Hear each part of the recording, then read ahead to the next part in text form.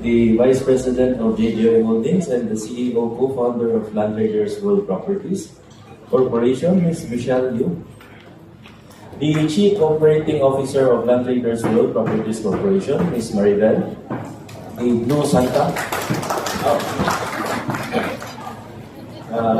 the Senior Finance Executive of LWPC, Mr. John,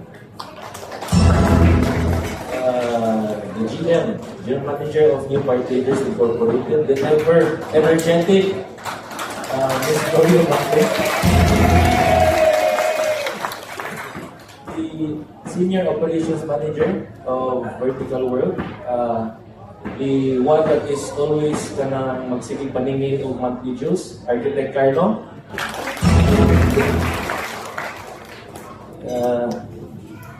Actually, she doesn't know it yet, but I will announce it today. The new Junior Operations Executive, effective January 6, 2025, for JNY Manpower, Ms. Jocelyn De La Cruz.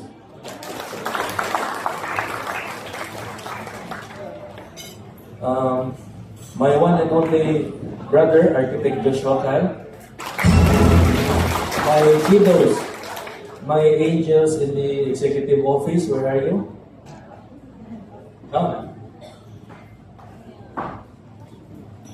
Engineers, architect, Mrs. Tumulak are also our angel in Bishop. Managers in the different subsidiaries, my dear colleagues, good afternoon. It is the time of season again, where all the shops are full, family gatherings take place, and the employers are left speechless once every year, but to comply with the government-mandated benefits for the 13th month. But then, I see all of you today, all the smiling faces with a wonderful, positive aura. That for me is a satisfactory level beyond compare.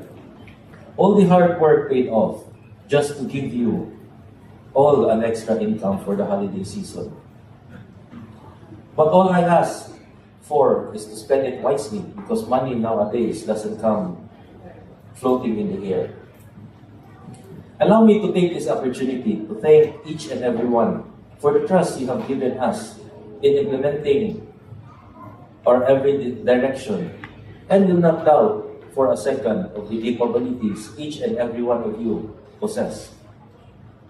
From the endless strategic planning with the executives to the implementation down the line, that, once again, I thank you. But tonight, let me highlight the very important role in the company, which we often neglect. No, di natin sila makitaan, but they play a crucial role or a big role in maintaining our company. Allow me to call Rachel, Jonah, and Marlene. Jonah is here. Atong ever energetic na guard. Wala. Marlene and Rachel, please join me.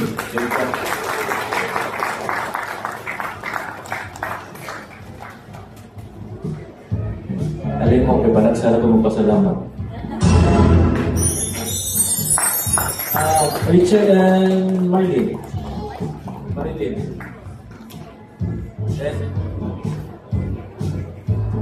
Luding is here.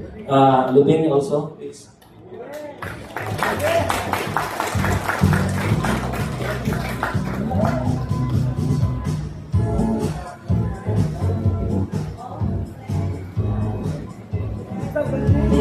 Kasi Luding, naganaog na po. Kung kayo dito, good afternoon, good morning. Everyone help me to thank them personally for the endless effort they have given us. Without them, for them lies the key to every success in this company.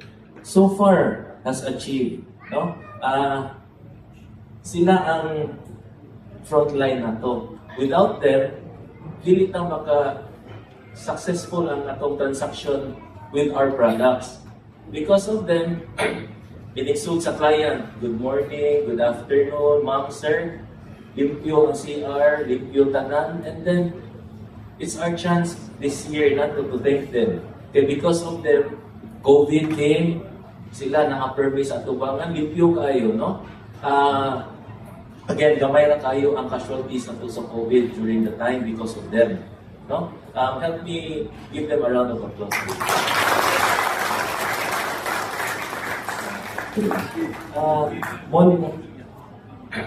Monino, di man mo matingaman mo no perben ako na manaog ko sa silong.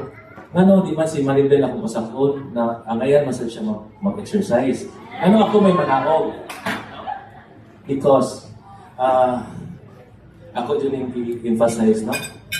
Just by simple greetings kanang sa ilaha. When the time is hard for us, no? Top management na murag ikulata namin left and right, nothing goes our way. Muna lang ko just to remind me, no? Wala, what's a purpose na mo sa life. Okay, at least work hard and then reset button. Lastly, as I end my message, let me say unto you the words of wisdom. Let's party tonight like there's no tomorrow because we deserve it. Good afternoon.